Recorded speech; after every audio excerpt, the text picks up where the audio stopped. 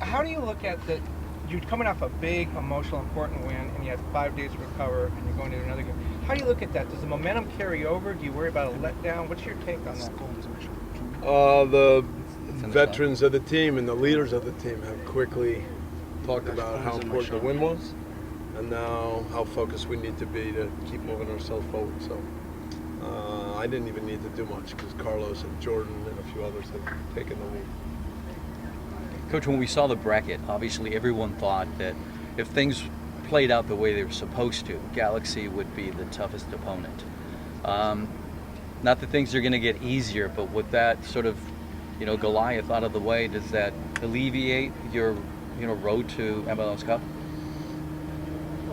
This year, Seattle was a much better team than the Galaxy. More solid in every way. And now that they've had 2 playoff games, the confidence that they have and the belief that they have is very strong. So this is a tough test to get to a final, and we never, ever underestimate any of our opponents. It's only when you respect teams and see what they're all about and appreciate what they do every day that you can prepare properly. So that's where we are. Is that regardless of the fact that they've, again, turning the tables like the Galaxy, they've never been able to beat you?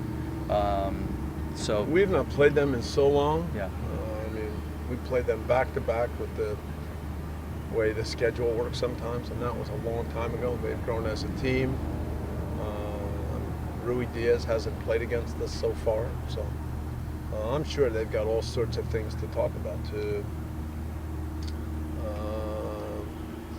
give confidence on their end. So, like I said, we respect teams. I'll give you an example that for them, Ladero is heart and soul of that team. Important captain, puts so much into it. So we know that when we step on the field, we've got to do a good job to make it difficult for Ladero and others, because other than that, these are the kind of guys that can win games. So how much of what you learned from when you played them in April, how much of that matters at all now? 10%, 15%? There are certain parts to the way they play, certain things that we saw, characteristics of players that can still carry over that time. But in a long season, you have to gauge where they are now in terms of their form and their confidence, and it's much different now than it was earlier in the year. Based off of what you've seen more recently from Seattle, talking X's and O's, what are the biggest football challenges that they're going to provide for you guys tomorrow night on the field? Jordan Morris is in really good form. His understanding with Rui Diaz is very good. Rui Diaz likes to move around. Jordan has a good way then from outside to come in and be on the move going forward. Ladero is somebody who's going to go to find the ball. So our ability, we can never have one person be responsible for Ladero because he's all over the field. So you've got to have good recognition of where he is and how to try to take away certain things from him.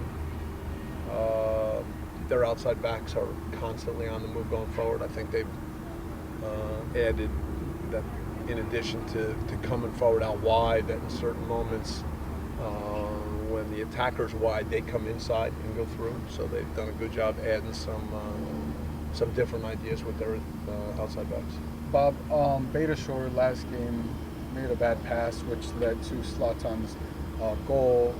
How thin is the line for the LAFC players if they commit an error, they're coming out of the game? We never, ever take a guy out because he made a mistake.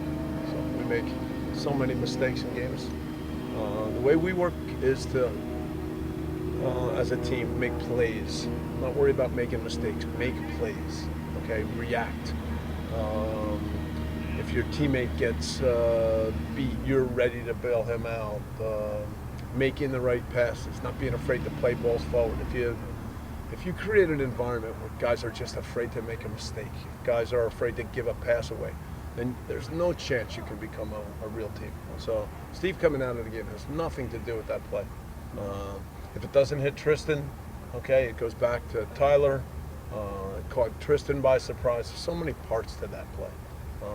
So, look, Steve's been such an important player for us, and everyone knew that coming into that game, Walker, after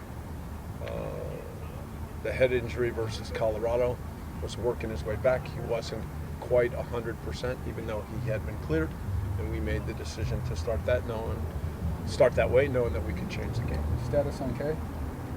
He's available. Yeah. How about Mark Anthony? That's the same as K. Oh, I'm sorry. You're talking that way. You spend so much time in Carson, man, that you don't even know the guys on our team. Holy shit. Coach, about 16, 17 goals have been scored combined with the 2 games that they've had in the playoffs and the one they had against the Galaxy. That incredible number of goals, that offensive production, is that a good reflection on MLS? The sort of offensive mindedness of the league, or can that be misinterpreted elsewhere? You have to judge all leagues by the quality of the games. There can be 0-0 games that are poor. There can be 5-5 games that are poor. So the quality of football, the commitment of teams, the tactical part of it. There's all these other ways that you look at games. Speaking about LAFC, we have always tried to be a team that understands how to go forward, that has ideas on how we can create chances. When you play that way, when you play with some risk, then it also means that you're asking more of your players defensively. Sometimes teams that defend very deep all the time and are very, very structured with their team shape, that gives them starting points defensively, but I'm not always sure how that then lends itself to what happens when you get the ball. So, look, every team has to figure out its own way to play, and then every game takes on its own life. So I don't think you can just use the number of goals as a gauge one way or the other. But is that better for the sport, Bob, and prioritizing the attacking style and seeing more goals other than defending, or spending more on top level defenders? For me, that's too general. For sure, if you went through a season and all the games were 0-0, then at a certain point that would be pretty boring, right? But when we talk about growing as a league, then we have to talk about all facets of the game. So sometimes to really appreciate the best attackers, there have to be really good defenders, because these things go hand in hand. And so I think that, again, good games, competitive games, and then what you want to see is you want to see talent. And the talent that Carlos has, that's so special, and this year has been just amazing to see. But then there's also talent that a player like Eddie Segura has. Maybe not everyone that comes to our games sees what Eddie Segura does, but the way he reads situations and his ability to step in at the right time, anticipate a play. These are all the beautiful details of football. And again, we'd all be very sad if we didn't have the Pelés and the Maradonas and the Messis. And now in this season, there's been some great stars in MLS, and certainly we believe Carlos has been one of the best. But in other parts of the field, there are players that do small things that are so special. And so we need more, I always say that when people watch games, to see details and to appreciate all the qualities of what players bring, and to talk about that, write about it, because that's how the game grows. So I think it's a package of everything. With everything that you guys have accomplished and the expectations that are in place here, is it easy to forget that this is just a 2-year-old franchise with what you guys have already done? Well, anytime, I know this is very controversial, okay? Because there are different ways to look at this. But anytime some of the people inside LAFC say franchise, I get really angry because I say, no, we have to be a club. Okay. Okay. 2-year-old club then. So yes, a 2-year-old club, because we want to make sure that we are really a club that's connected with Los Angeles and connected with our supporters. And so the idea that, yeah, we're only 2 years in, we're proud of what's happened in 2 years, but we know that because we know that there's still so much work to do. You can never get ahead of yourselves. Some of the good things that have been started, that's only the beginning. So yes, we know that.